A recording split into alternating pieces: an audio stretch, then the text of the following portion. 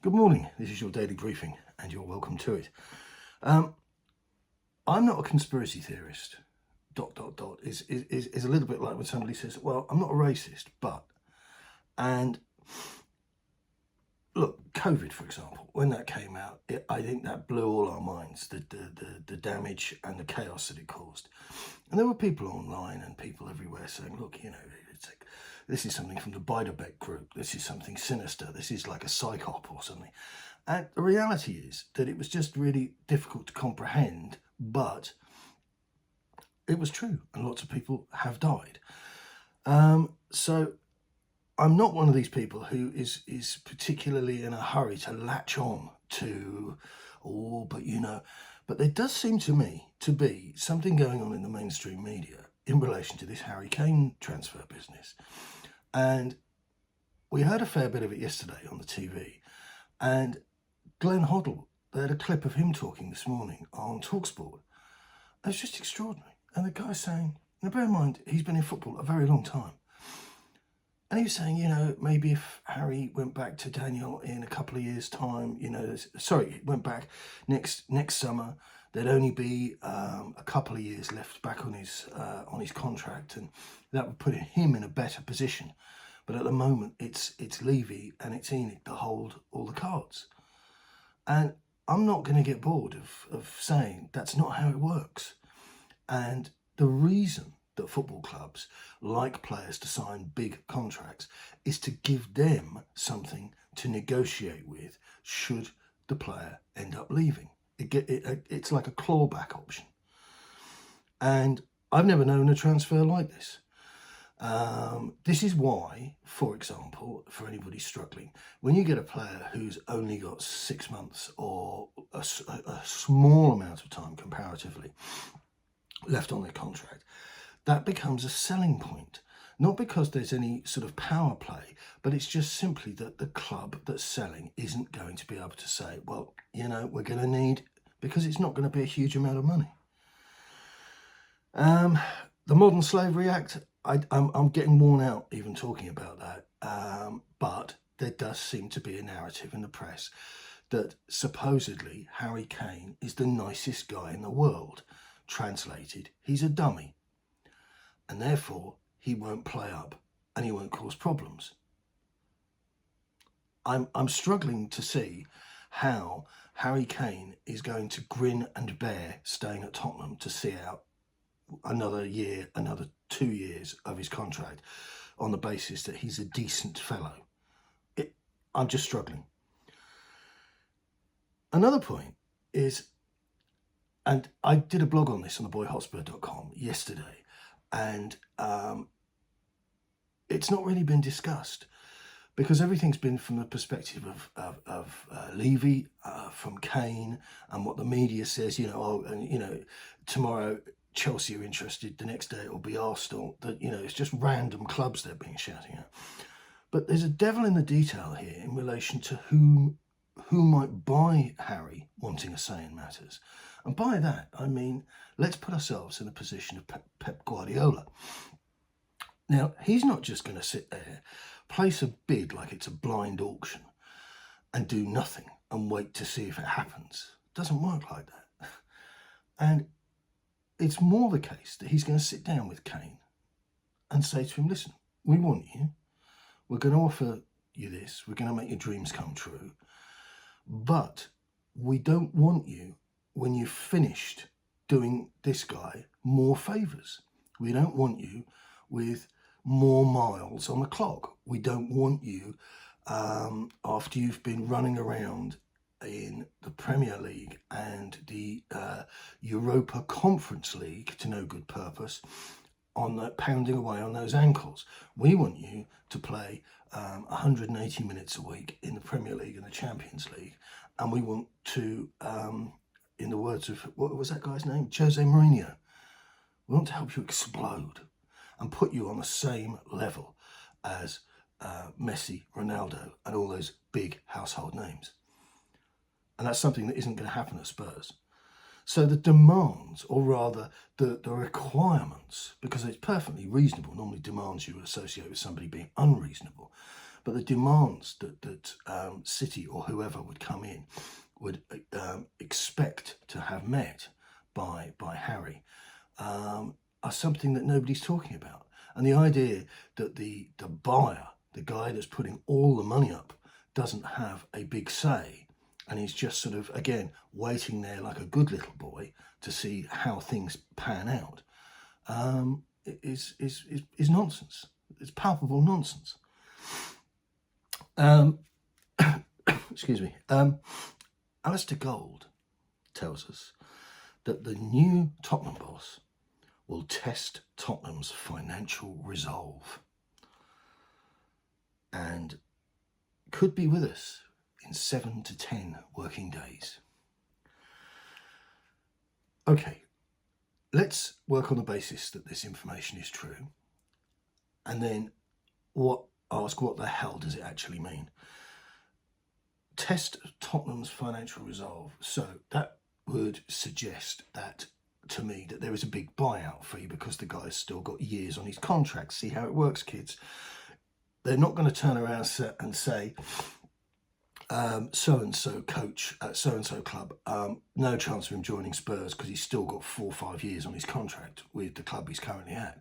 You see, nobody talks like that, right? So that's me explaining to you in simple language why there is kind of like a media conspiracy with the way they're discussing Kane and the possibilities of what might transpire. So to test Tottenham's financial resolve, we know the club is in financial crisis. It's a managed crisis, okay, but by the same token, there is a fire and it's a little bit out of control. It's going to take a long time of fans coming back, paying face value, and eating lots of stuff for them to recoup the flatlining of their retail enterprises. Added to which, you've got the issue of motivation for people buying merchandise and buying tickets. I've seen lots of people online saying that they're not going to renew their season tickets. The reality is, in the first wave and even in the second wave of discontent, it's likely that those seats will be filled immediately. And again, who is filling them is another question, and how they add to the atmosphere. You know, again, these are all like little tiny grains of influence, which people just don't factor in. So a new manager who's going to test the financial resolve, well, I don't think it's going to be somebody who is going to want lots of money to spend, because they can't do it like that. And what they've done in the little thing that Mr. Levy put out a week or two ago in his chairman's message was that they needed a coach who could tick boxes on the following criteria. And this was the academy, fast and attacking, free-flowing football, and the Tottenham DNA. And all of this is wishing.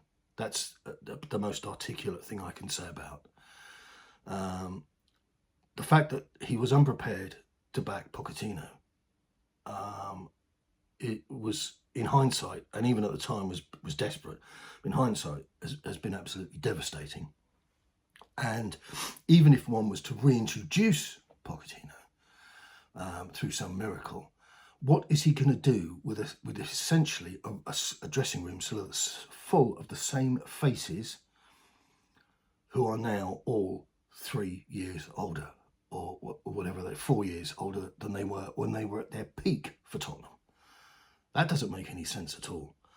So he's not going to be able to get a tune out of them, even if the magic wand was waved and he returned to Hotspur Way. So whoever comes in is going to have the same limitations in terms of how much they can spend, who they can buy, this, that and the other. And the real problem, which isn't ENIC's fault, it is where the COVID thing comes in, is that the market is going to be flat until everybody has sold lots of face value tickets and lots of hot dogs and sweeties and fizzy pop to the punters to recoup from where they were, which is an absolute low point. So the market for buying and selling for the I would say definitely for this summer, certainly for January, might pick up next summer. So does Kane go or does he stay? If Harry Kane is a dummy, which I don't think he is, then he could, in theory, waste the rest of his career hoping for Jam tomorrow.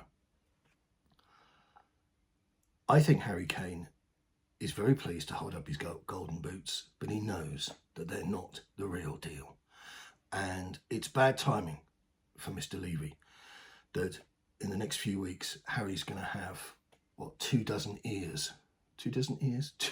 24 voices in his ears. Players talking about honours and money. And he is not getting paid enough, and he is not being rewarded sufficiently in order to stay at Tottenham. It breaks my heart to say it, because you don't want your best players to leave, but he knows that Levy has form for routinely selling his best players. Worse yet, the chances of him winning anything are pretty appalling. And for those clowns that are still stalking this earth, banging on about the 90s, and I suppose you'd like us all that. Well, I'd like us all to dwell upon this stat. Prior to ENIC, Tottenham's success rate in trophy competitions was 80%. And since ENIC, it's 14. Spurs don't win silverware. You wouldn't back them.